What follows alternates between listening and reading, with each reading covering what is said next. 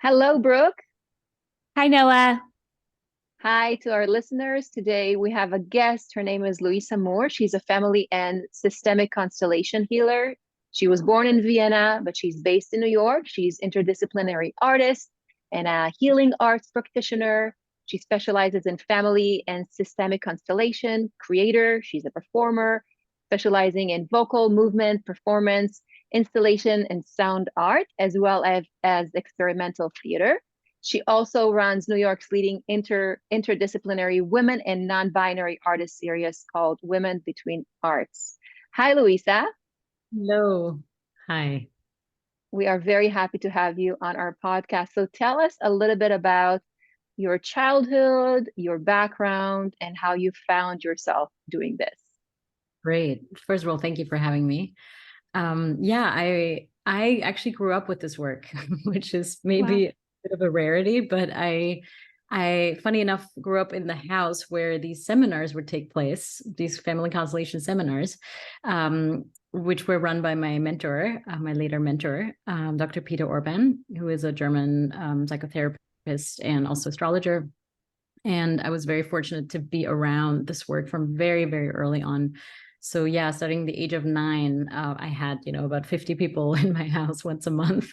My mother would organize these workshops upstairs in this room that we had. And I would early on be I'd be a little confused. I'd be like, wait, why are people screaming upstairs? What's going on? My dad is like, oh, this person's meeting their dad for the first time, stuff like that. Where I was like, whoa, okay, just a different way of starting to see things. And of course, I knew that the actual dad was not upstairs, but I understood, okay, there's something energetic happening, as far as I could understand that at 9 years old. And then they didn't quite yet let me upstairs to participate. So I had to wait till I was, I think, 14, because obviously the stories shared were often very heavy and intense and, of course, very personal stories. So that I later on fortunately got to experience. And I started going upstairs and starting to participate and represent in the constellations as early as 14 years old. And so I really have been exposed to this most of my life, and they're still happening at my parents' house. So this is still going ongoing. Wow. And this was really the beginning for me to dive into energy work. And also, I think, a very profound base for me also to be an artist later on. Yeah. Wow. Yeah, that's amazing. You got to do that as a young child, because I feel like when you first come to kind of understand energies, there's a lot of almost unlearning that needs to happen, where I think that if you are exposed to it as a child, it just becomes a little bit more natural as part of, it's just better understood, I think, from a child level in some ways. So Right. that's really cool. And there's the connection is still there, sometimes a little clearer, maybe. Mm-hmm. So particularly before we get socialized, which at 9 would have had already happened. But I think there's a deeper access also to the abstract world a little bit, or just more listening. Absolutely. Energies maybe for children. It's at least what I see in children often. Yeah, I'm sure. Can you kind of just, especially for our audience, but also, for us as well, just from your viewpoint, like what is, family constellation therapy? I will say, like, when I was doing research, I was surprised to see that it's like so rapidly growing, not as much maybe in the United States. I think it's, we seem to be slow to adapt, but definitely in like where you're from, and Europe and South America as well. But yeah, just if you can give kind of an overview of what it is and how it can be helpful. Absolutely. Yeah. Thanks for asking. It's always, we always find it so interesting to describe. I think every facilitator is like, oh, it's just such doing, like, it's just a practice. It's a practice, really. But to put it in a nutshell, it is energy healing work where we work with and within an energy field. And we really focus on any reoccurring patterns maybe that happen in somebody's ancestry that still affect us today.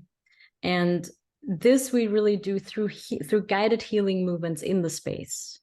And this, again, can also happen through a guided meditation, one-on-one. I sometimes work in a guided meditation setting. So it doesn't have to actually like physically be in the space, but that's how it was created initially. And so these guided healing movements then really help us draw attention to and really resolve some of these patterns that we often find ourselves stuck in. And that's really the deep idea of this work and how it operates. Yeah. So can you lead us through the actual steps of and what it means? I know that there are different archetypes that you're tapping into. So if we were a group, first of all, how many people do you need to have if it's in a group setting, and how does it look like step by step? Yeah, you can really work with any number of people. I think ideal would be at least 5 people if you working in a group in-person setting or even online. And so how it works is that you have a person, what we call often the seeker, a person bringing in an issue that they would like to work on. And this can be really any range of issue. It doesn't have to be a family issue directly at all. I've had people with terminal illnesses. I've had people with all kinds of different problems, relationship issues, etc. So you can bring in really any problem that you really feel stuck in on a deeper level. So that is really the meaning that really affects you. And then we listen to the seeker's issue. And what we do then, people who are also attending, the other workshop participants, might be asked to represent in the person's constellation. So I would ask you, could you be this person's sibling, for example, or could you be this person's parent? And then I would set them up in the space. And what is so amazing about this work, and really the base of this work and profound, is the fact that it's so little about doing per se, more so than listening. So what then happens is these representatives who have been set up start just listening to their impulses. So these could be physical impulses or emotional impulses, often, of course, both. What do I mean by that? That could mean, all of a sudden the representative starts feeling really sad and starts crying really heavily, or all of a sudden the representative feels like they really feel drawn to the ground and feel like they want to go on their knees or lie down, or want to walk a little bit to the outside of the circle, or look away, look outside. Right. So these are good and important indications, important movements that help me as a facilitator to start reading what's happening in the person's family system. Who is present, who is less present, who is a little more stable, who's a little less stable. It's not about judging anything. It's more about just seeing where is the weight. And that leads us to where do we need to resolve a little bit and really give back weight so that the seeker, the person who comes to us, can carry less, really. So that is, and so really that is in a nutshell what's happening. And sometimes you bring in a few more representatives, sometimes it's just very few representatives. It really depends on the issue. But each representative is really an extension, and this is why I was saying earlier, we're working in an energy field, as we call, they're an extension of the field. Bert Hellinger, the person who developed this work, also called it the knowing field, right? So we have this energy field that is an extension of the seeker system, really. That's how we can explain it. Again, of course, this is all energetic and can't be scientifically explained per se directly, although there's people who have been doing that work as well. But it's much more for us. It's really about just working with these movement and energy movements that come up. Do you have to do anything in particular, like any sort of meditation type stuff to tap into that specific seeker energy field, or is it just kind of the intention, knowing it's there, that you can? Or Great question. So unlike, for example, psychodrama or drama therapy, where sometimes we might reenact, right, and let's say a traumatic event, we don't do that here at all. So it has nothing to do really with reenacting or staging a scenario of a maybe traumatic event, for example. It's way more, again, comes back to just deep listening. And really, you don't need any prerequisites to be a representative or anything. You don't need to be even prepped in any form or shape. Really, anybody can be a representative. People who have also never done any form of energy work, you just come, it's just you. All we need is you. If you're representing, what I just say, sometimes people get a little nervous the second they are being set up. They might be, oh, I'm feeling a little nervous. I just sometimes gently put my hand on their back and just say, take a few breaths. It's just about letting the breath flow again. And in 99% of the cases, very soon, if not immediate, a movement will happen to them, really. And again, this has nothing to do with channeling or anything. I find it also an interesting question. And people are like, oh, is this like channeling? I'm like, I'm not an expert in channeling, so I can't speak to that, but I know that it's not, we don't consider it channeling. It has, for us, it's really a matter of you stepping into an energy that is present in this person's system, and you're basically a space holder for that energy in that moment, more so than any information that might come up, which is mostly emotional information. Maybe sometimes some phrases come or some images come, but it's more about how are all these family members, let's say, doing in the person's soul. So how is my mother inside of me? How is my father inside of me, as an example, right? So we're working with the seeker's system, and the access point is them being in the space with us, them presenting their issue. So as a representative, you don't have to do anything other than really just listening. And this is most of the time a total stranger where you're representing, but the most incredible and deepest things happen in that space. Wow. And that's something that we can't quite explain why, but this is a bit of an attempt to explain. Yeah. And I attended Luisa's constellation on Zoom with quite a large group. And it was amazing to see. I come from the theater, I come from the stage as well. So if I would not know what it was, I would think this is a beautiful improv group, right? They're prompted to do something you didn't expect. But I also felt, I saw the branching out of the question that one of the attendings had into, okay, this is not just you. This is your mother. This is your father. This is your mother's sister, your mother's sister, daughter, your father's aunt. All these branches to the tree that we carry with us and we're not even aware of. So the trunk that feels overloaded and want to crumble, there's a reason for that. So seeking those underlying archetypes within us, I saw a huge release in myself, as well as I followed the other attendings' question and, representatives helping her to seek her question. So this was so beautiful. And I did refer clients to Luisa that are struggling with finding true identity within this generational forest that they're carrying within them. And they as well said that this was life transforming. So Luisa, you're doing amazing. This is so important. I'm very grateful to humans who are, I always say you have to be brave to come, to just show up is just such a big deal. And I'm truly, truly grateful to people who are jumping into this, often not knowing what to expect at all, which is my favorite part, actually, because it's just usually they come out and they're like, whoa, I had no idea. And it's just really lovely to see. But yeah, thank you. And I'm glad you brought up that even, you were a participant, you didn't bring in your own issue. I can't underline this more. People, specifically in the US, I feel there's a bit of a focus of, I need to, what about me? Right. I need to, I want to work. I want to bring in my issue. And again, this is probably definitely a worldwide phenomenon, but I've noticed it particularly here.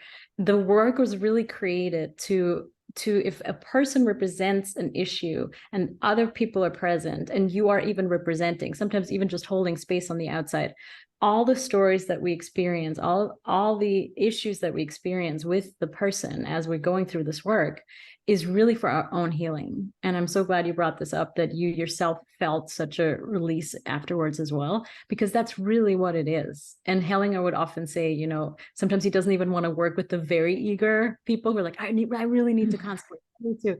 He's often just walks up to a person who just feels that there's a need there.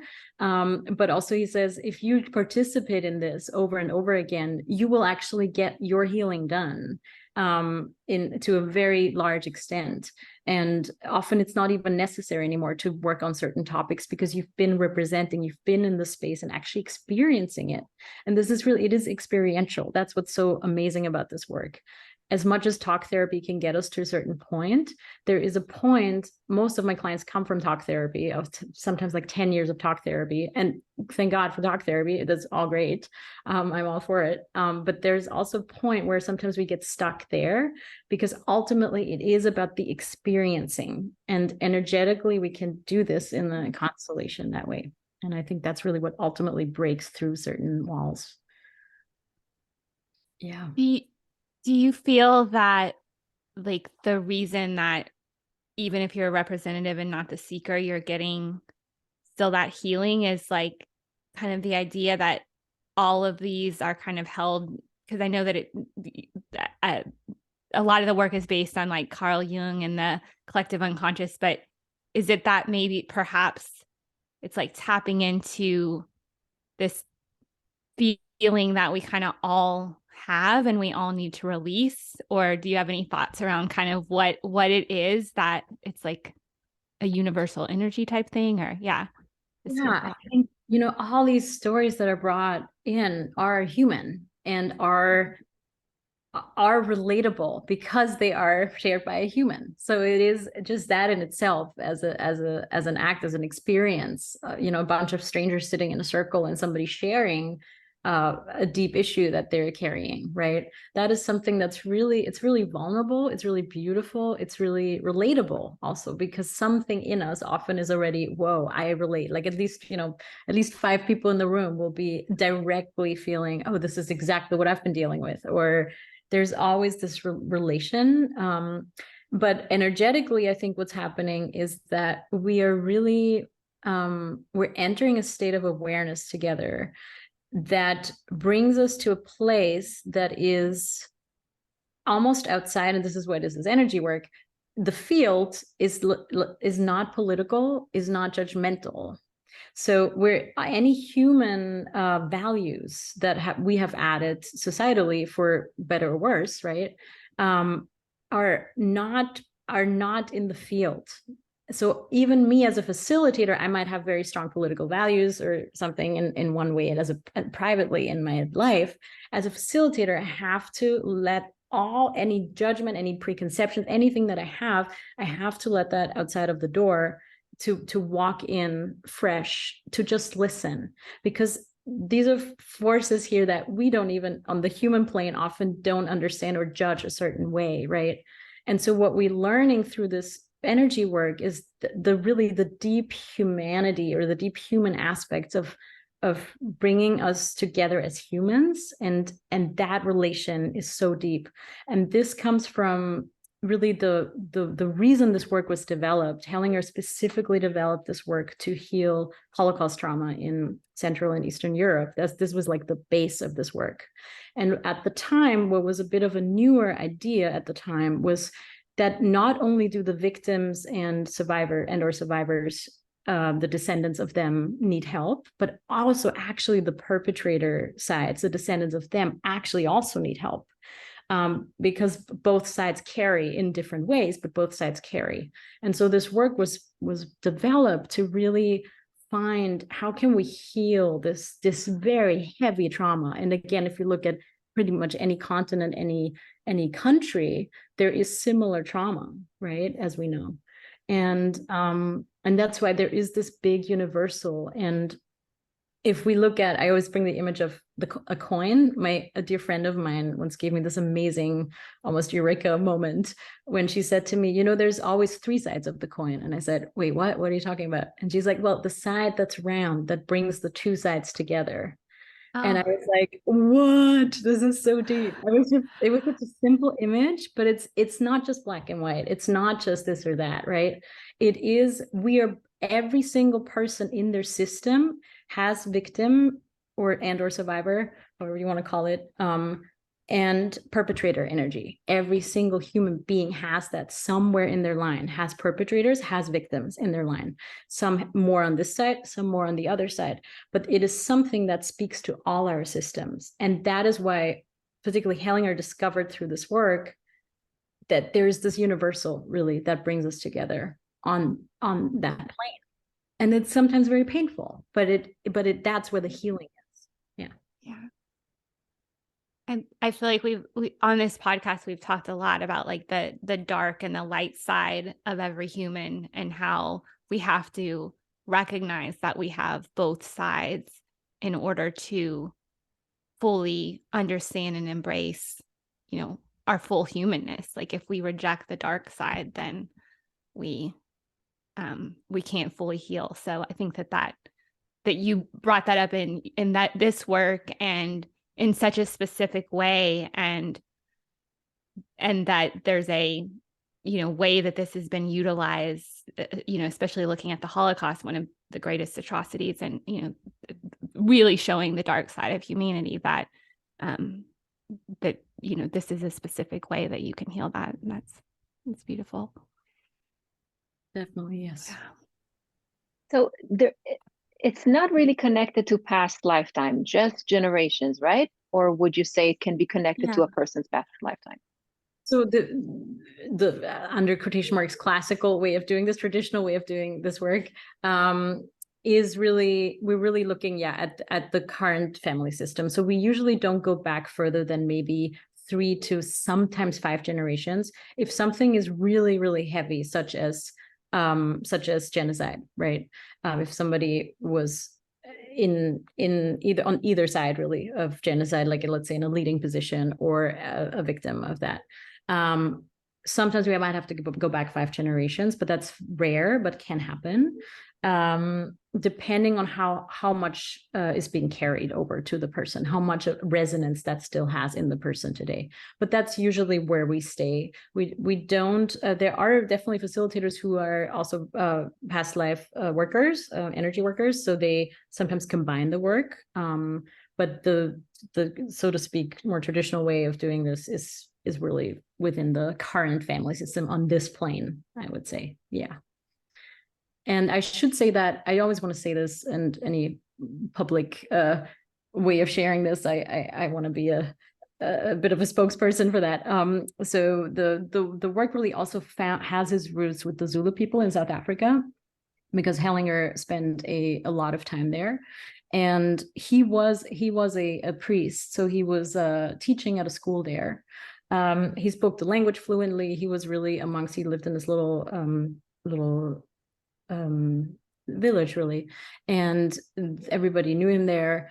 And he eventually, due to many different factors, but also from what I understand, definitely conflicts also with the church, he quit priesthood. He left that behind, and he also moved back to Germany and then really dedicated his life to this work. And the reason also why I think it is so important that this work started really in a way with the Zulu. So the Zulu have a traditional ritual that definitely it's different than constellation work, but it has kind of really the foundation. There's sometimes you can work with bones or little stones to do basically the constellating, but the we don't quite know how much Hellinger was exposed to that, but I'm sure he was in a certain way for sure. But what's important is that what Hellinger really learned directly is the honoring of the ancestors. And he had to, I think, learn that outside of Germany, because at the time where he lived, that was very, very difficult, because of course he was actually around during World War II, during the Holocaust, right? He was actually blacklisted by the Nazis because he would, even if you said anything, he would immediately get blacklisted. They weren't prosecuted or anything, but he was on a blacklist. And so he could, it was the tension often between the parents' generation of that time and the children's generation of that time. It was so tense often, depending on what the situation was, right?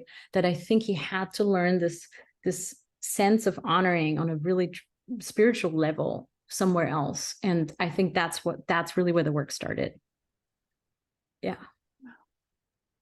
And I got to know constellation work through my friend Erin. Shout out to my friend Erin. She's in Canada, and her partner did a lot of native work.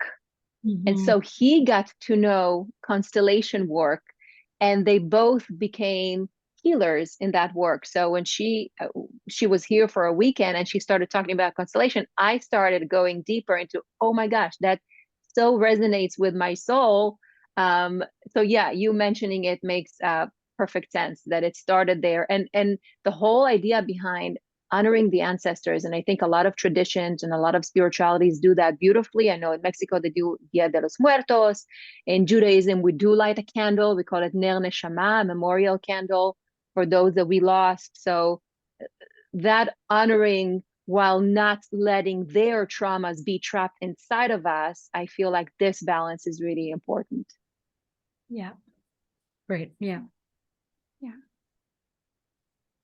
For a seeker, is there, and I will tell you, and this is we were going to ask you, but there is a series on Netflix, and which Noah told me about. So I watched the first couple episodes, and I don't know how much is really, it's a drama, it's a fiction, but I was like, I only saw the first couple episodes, but they did a few sessions, and so the facilitator like told things that maybe they should do to honor their ancestor. Like, do you feel like you do the same? Does that help kind of clear the energy more, or what are your thoughts? And if you have seen the series, any thoughts there too? Yeah, I had the same. I had clients come to me, have you seen the series? And I was just, no, I haven't even, like, I don't, okay, let's do this. And I sat down and I watched it, and it's a Turkish series, which I thought was really interesting. I didn't know it was a big thing in Turkey. I have to say, I didn't know.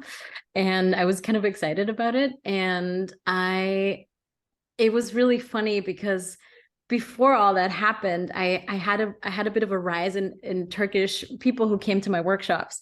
And I naively, being like, oh, the energies, I have on my father's side, we're Constantinople Greeks. So my people were from Turkey, from Istanbul. But their other main language was Turkish, and they actually were very close to that tradition. Also, they really like culturally very Turkish, way more sometimes I would say than Greek. I hope they won't be upset if I say that, but it's very true. And particularly my great grandmother, was even helping Turkish people in Austria when she had to move there, helping them with immigration and everything. So she had this deep love actually for her people, really. So I'm like, oh, my ancestors, oh, the Turkish people coming to me, this is so great. And then somebody's like, well, there's a Netflix series. And I was like, oh, damn.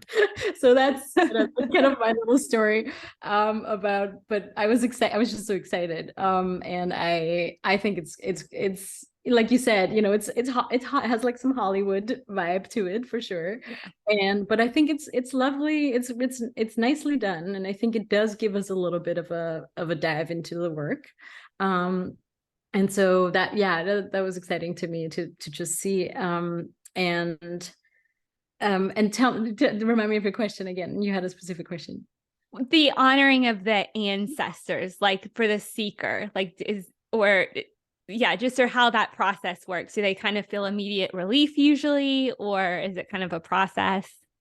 Yeah, great. I think, I think whatever one feels called to do in their private life can't hurt. I think, I don't know. I think we with my mentor's work, we have something called the House of Souls, which is an image that he borrowed from this a nun saint way back in the day, way before women were even. She kind of privately wrote this book, the Interior Castle. Right. And so there's this image of the House of Souls, and he kind of just borrowed the image because it just really spoke to him. So what we do is often I let people sometimes do like a little bit of a check-in with themselves, going through the different floors of their House of Souls. On the top we have friends, then we have partners and children. If we have children, then we have siblings, and further, the further you go, and then it comes really family of origin, which is parents, anybody connected to them, grandparents, etc. And then there's even a bottom floor, which could be maybe country or land that we, right? Maybe we're immigrants, maybe. So, but our relationship to something larger, like archetypes, maybe our own death could be there, right? So I let people sometimes just scan through the house of souls, walk in the floors, like walk each floor, and just see, is there still a big no for me somewhere? Is there like a, oh God, no, like, let me get out of here. Oh God, I can't look at this. I can't even look at this person. You know, to me, I call these the big no's. And I just want to, and again, without judgment, just knowing for yourself, is there still a big no somewhere? And can we, through this work and through really this practice, slowly come to a little bit more of maybe a neutral? Maybe we can get to a little bit more of a neutral. Maybe we can get to a little bit of a yes. Maybe we can get to a full yes. Again, there's no goal, but to me, this is a way, when I check in with myself, this is a way for me in terms of honoring process, where I can see how are my people inside of me? Does that feel good? Does that feel good for me? Or when I think about them, does that feel icky? Or is there a certain person, right, where it doesn't yet feel very good? And to me, it's a practice of almost like a meditation practice, really, where I just check in and see, how am I with that? How am I with these people that are my people, really, right? Yeah. And that to me is a way of honoring and on a deep level that is actually a bit more of a practice. And then of course you can have your little people. I have my little ancestor corner where I have just pictures up, just photos. Some of us are not like, don't have photographs. If you have photographs, that's great. I'm missing a lot of one side in particular, but I have I have them up. And that is also nice. Sometimes I just look at them, and it doesn't have to be a whole ritual, but I can just remind myself, oh, right, these were the people before me. Yeah.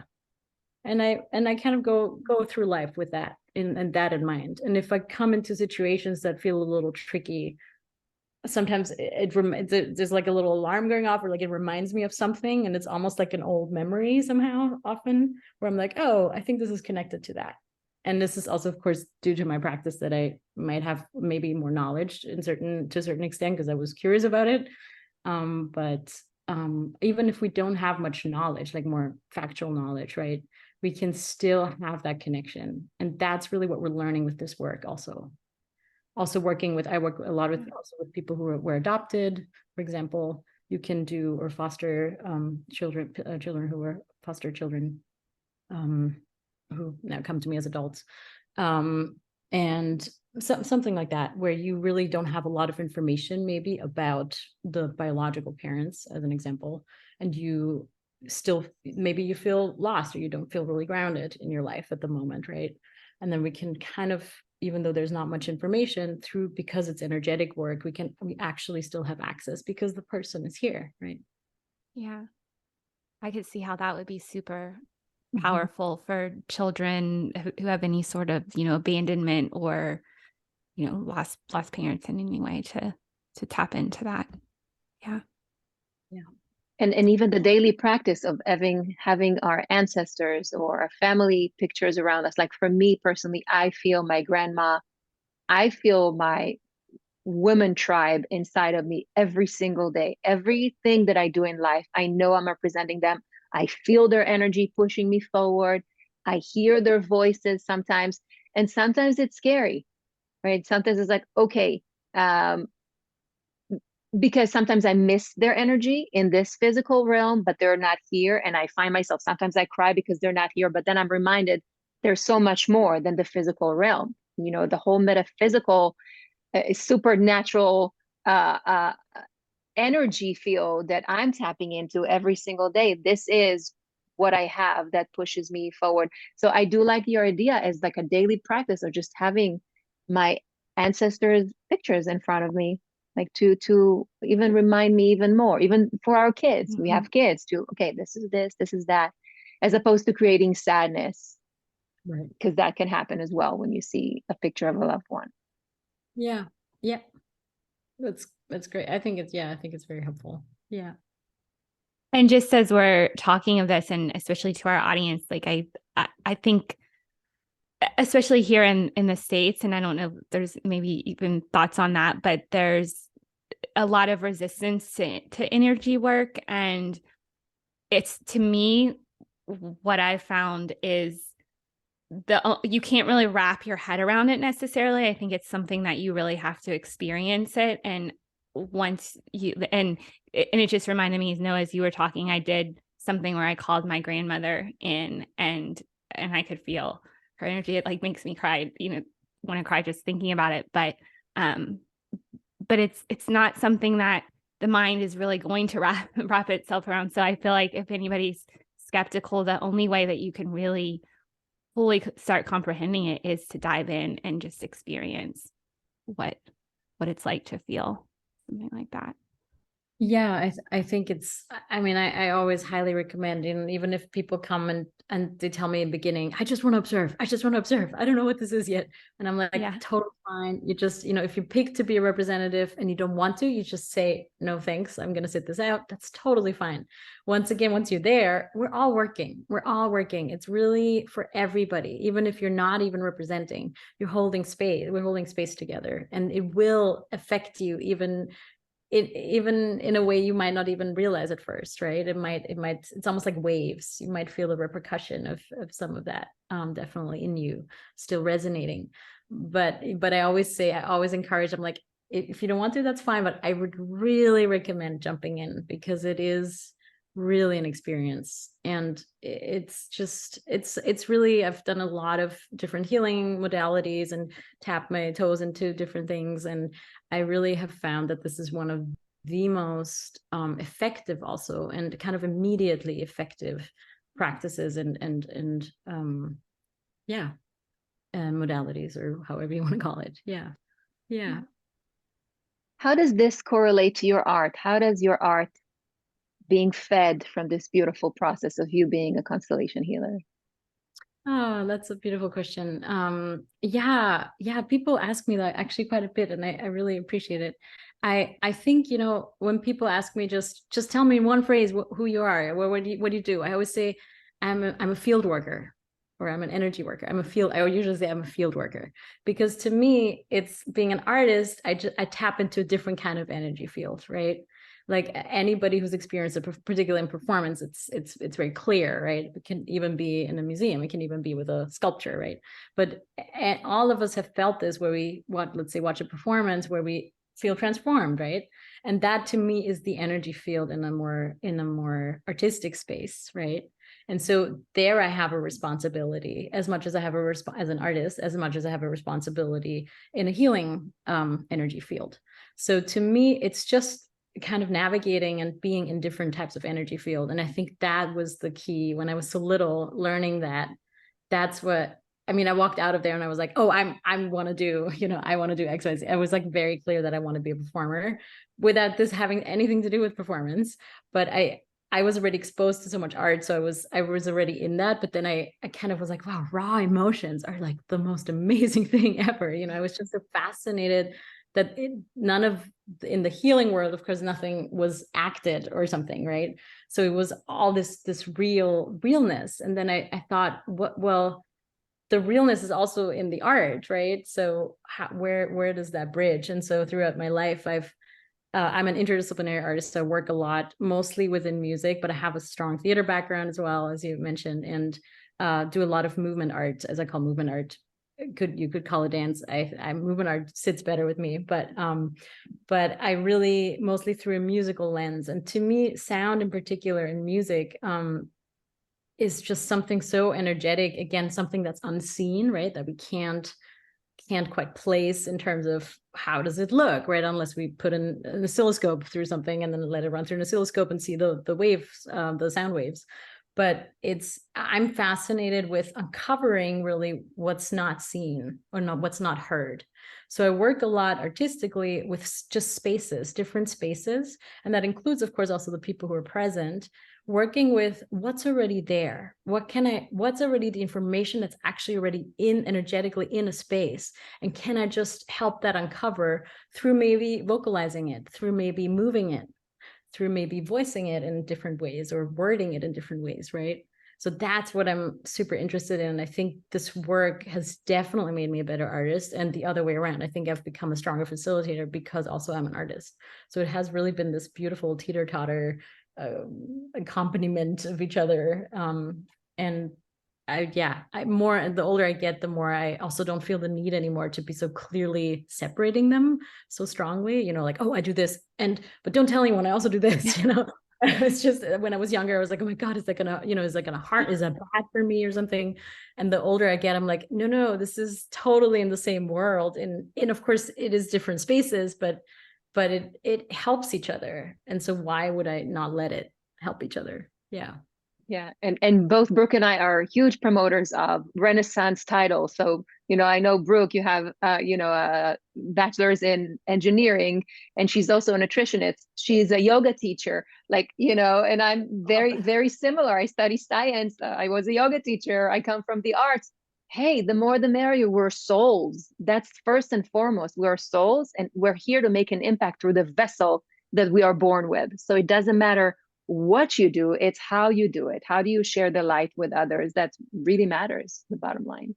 Right. And really, again, it's about people, right? Like, it's really, I feel like everything in modern world, in our society, really is trying to pull us away from, you know, like just pulling away from each other, more and more isolation, more and more depression. We see this all skyrocketing, particularly, of course, during the pandemic. But it's still so present in New York. I feel it's so strongly in the streets still. Like, it's really, really present, and it's gotten so much worse in the past couple of years. And I feel like the more we can just create space to hold space for people and together as much as we can, that is it. I do think it really makes a difference. And you can do this through art. You can do this through healing work. You can do this through being a teacher. You can do this however you hold space. And I think moving more and more into that as a society again would be so healing on a more global, or at least more societal level. And sadly, we're being drawn more and more away from that. So I'm excited to people like you to just, you know, really moving us as much as we can through our awareness, helping to create even more awareness and holding space for people again to come to.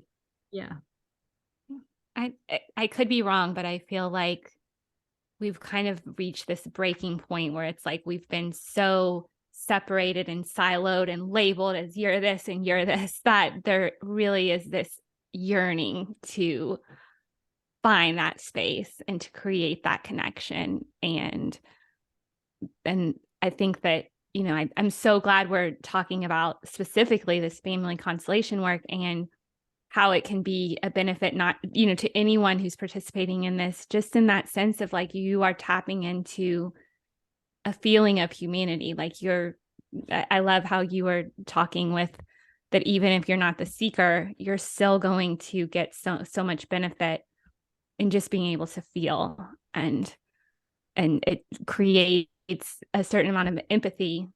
I would see it. I mean, how could it not when you're sitting there in such a sacred space and feeling someone else's feelings like that? So it's really important work. Thank you. Yeah. What do you think made your mom start this? Because your mom and dad hosted it. So I'm wondering, was it part of them healing from the generational trauma of the Holocaust? What made your parents start this? Yeah, great question. I always say that this work finds us maybe more than we seek it out. It just might just keep popping up in our lives, and we're like, oh, what is this? Oh, yeah, you know, just kind of comes at us a little bit. And then if we're doing the jump and actually going and checking it out, then then we're kind of hooked in a way, in a probably good way.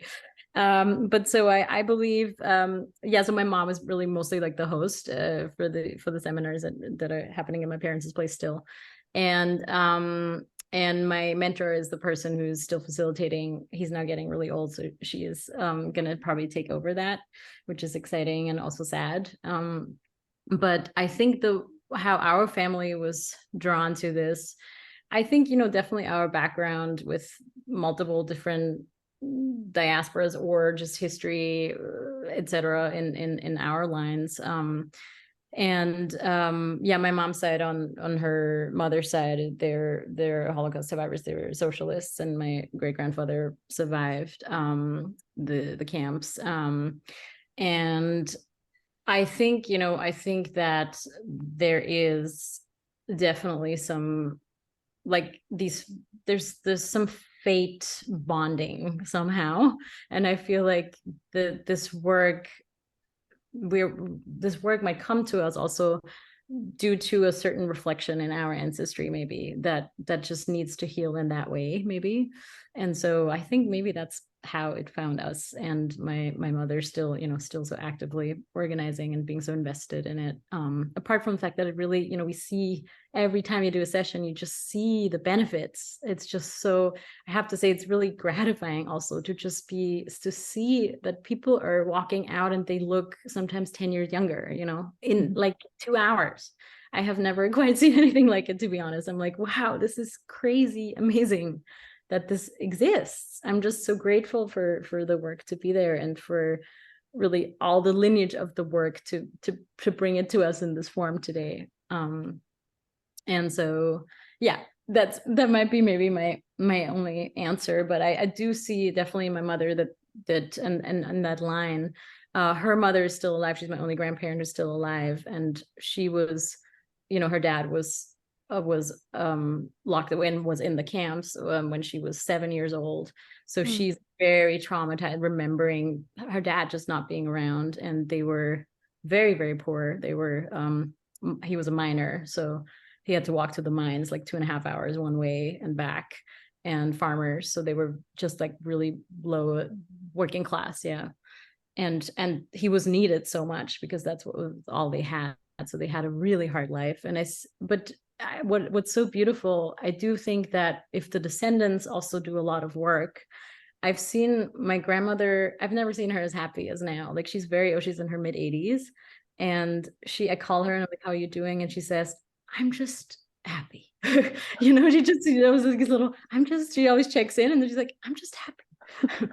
I just feel content. I feel content. That's often what I get. And it's just, I've never seen her that well, really. And in a way that makes me really happy, because I feel her soul healing and being better, and ours as an extension. And so I think, yeah, that's how we find it, and how that sometimes works, I find. That's incredible. It makes so much sense that if you have an ancestor that's still alive, or someone close to your family, if you're doing the work, it's being felt throughout the energy, yeah. Yeah, it really does. You really often see the repercussion on the outside. That's really what the bit of the point that you do, because of these inner waves that then carries outside of you and your environment. Yeah. And that's really what shows how you perceive it then, really. Yeah. Yeah. It's the better 5G. This is the yeah. This is the emotional 5G we should all aspire to create, this ripple effect in the world. It's beautiful. Yeah, for sure. Big, deep waters in a good way. Yeah. Can you tell us a little of how we can work with you? Do you work virtually, in person? Like how does that all look like? So I offer in-person group constellations. So this is what we were mostly talking about today, the setup where you have multiple attendees and then you set up in person. I do that same work, and that was what Noah was attending virtually as well. It's exactly the same work. It's just, of course, the physical spatial relation is different, because we're all at home in our places, right? So we're doing the setting up a little. There's of course no physical contact per se, but I'm often blend in a little bit of the meditation work in that, so we can bridge that gap that way. And really the work is the same. It really does the same thing. So also to my own surprise, but it is working. So I do both group in virtual and in person. And then I also offer one-on-one constellations, and I do that as well in person and virtually. And the way I work there is through guided meditation. This is really how my learning lineage through my mentor is specifically focused on the guided meditation one-on-one work. And so I do the setting up, so to speak, internally. So again, it's the same work. It's just a different type of format, maybe. There's also other ways. Sometimes I use pieces of paper. We might constellate this way. I have done that more in the past, but I feel like more and more just diving right into the meditation really does it all and covers everything that we need to get into. And so, yeah, and I'm available, and people can reach me under Family Constellations NYC.com. And yeah, that's how I can be found and reached, and on social media, of course, Family Constellations NYC as well. Beautiful. Yeah. Anything else we want to cover, Brooke? I don't think, I mean, this was all fascinating. So yeah. Yeah. I And you think know, so. my friend, she's Peruvian. She told me about the TV series on Netflix called Another Self. And she says, of course, constellation, we do it all the time in Lima. I was like, that is incredible. It's very big in Latin and South America. Yeah, yeah. Very big. Outside of Europe, that was definitely where people knew it the most, other than in Europe. Yeah, for sure. Yeah. Yeah. So I hope that more and more people will find out about it, because to me, personally, this feels a lot more, like you said, there is an immediate change from the aspect of any trapped trauma, any healing that needs to happen within us, more than talk therapy, that you need more than one session for that. And I see it a lot with working with mental health population. Like this could be real key to their overall wellness. Yeah. Yes. Yeah. I think, yeah, just to add to the, because with the talk therapy, which is, you know, I feel like the main kind of therapy within the United States, I mean, it's maybe rapidly shifting, but there's nowhere for energy to move. Like if you're not tapping into the feelings, and you're not, you know, you're kind of up in your mind just all the time. You've got to kind of get down into the body and let the energy move. And there's, I think, a lot of, you know, therapies available that are becoming more popular. And so, you know, I think that this is just one, and I'm so happy we're highlighting, you know. I'm happy that you brought it up this way, and specifically this way with the mind and versus the soul, right? I think we can do a lot through the mind, but ultimately it has to come to a soul place. And again, I'm using soul not in a religious way or anything. It's more, I'm talking about interior space of humans, interior landscape, right? I just always want to point that out to be super clear. But the soul space, really, that's where the actual healing then is. And quite often we can reach that somehow through the mind, but often, like, the deep tissue stuff is very hard to reach that way. And so that's why people are more and more feeling, oh, maybe I need, you know, something else in addition, or maybe, you know, I'm shifting from after this long time to something else, depending on where they're at.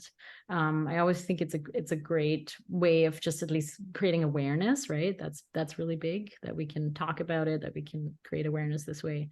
But like you said, it's we have to get out of the mind realm for really deep healing. That's just what I've observed as well. Yeah.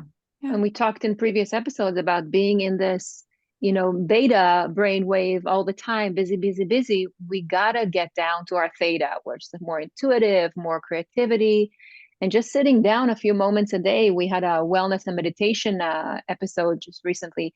Just sitting down with yourself a few moments a day may reveal a lot of answers to questions that you've had for a while.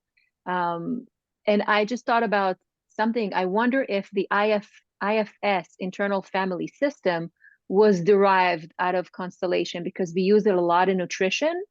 And it's a family therapy where you're broken down into archetypes pretty much. So in relationship to food, you have the saboteur, you have, you know, different personalities within yourself that take over at different times of your life. So tapping into them and releasing them, kind of like thanking them for being there when you needed them to protect you, but letting them go allows you to feel whole again, especially when it comes to IFS, internal family system. So just a question that I had while you were speaking about constellation. I'm definitely aware of the work. I'm not familiar with it, so I can't speak too much about it. I have had a lot of clients who are either practitioners or are familiar with the work, and who've also asked me about that bridge. And also some of my students. I think I have one or two students who have a background in that. I think it would make sense to me that it derives from that, but I don't know its history well enough to speak to it. But I think that makes total sense. And constellation work has been, around at least since technically probably like late 80s, but like early 90s was kind of, or mid early 90s was kind of its boom. So yeah, so I would say I don't quite know when the other modality started, but I think I think it was developed by a guy by name Richard Schwartz, and it was in the 1980s. Interesting. Okay, there you go. It's So as an integrative approach to psychotherapy. Great. Yeah. So maybe that, maybe they were developed at the same time. Interesting. Sounds really, yeah, it sounds something to definitely look into. I'm interested too. Yeah. But yeah, I think that sounds really great to me. And, of course, in constellation work, we also do quite a bit of archetype work. And you brought this up at the very beginning, and I brought it up in the House of Souls, right? The very bottom often of our House of Souls. Sometimes we bring in death, maybe sometimes we bring in an illness as a representative for that illness. We can bring in a country, a land, a place where somebody's from, right? Their homeland, maybe their parents' homelands, right? That can all pop up in a constellation. And these archetypes, what's energetically really interesting about them is, of course, they're larger than humans. So often they're super, they're just like more metaphysical representations. And what's interesting is just the large space they can hold when maybe sometimes human cannot, right? That's when we bring archetypes in, when we feel it's so big and it might be so heavy that the release needs to be more than just a space held by a human. So maybe we can bring in an archetype for help there. And it's really quite remarkable and beautiful to see what happens when you bring an archetype in, because it's really often immediate release from multiple family members often. Yeah. So again, you can find Luisa's work via her website, familyconstellationsnyc.com. Brooke, anything else? Thank you so much, Luisa. Thank you so much. Wonderful to have you. Thank you, Luisa. And thank you to our listeners. We'll see you next time. Bye.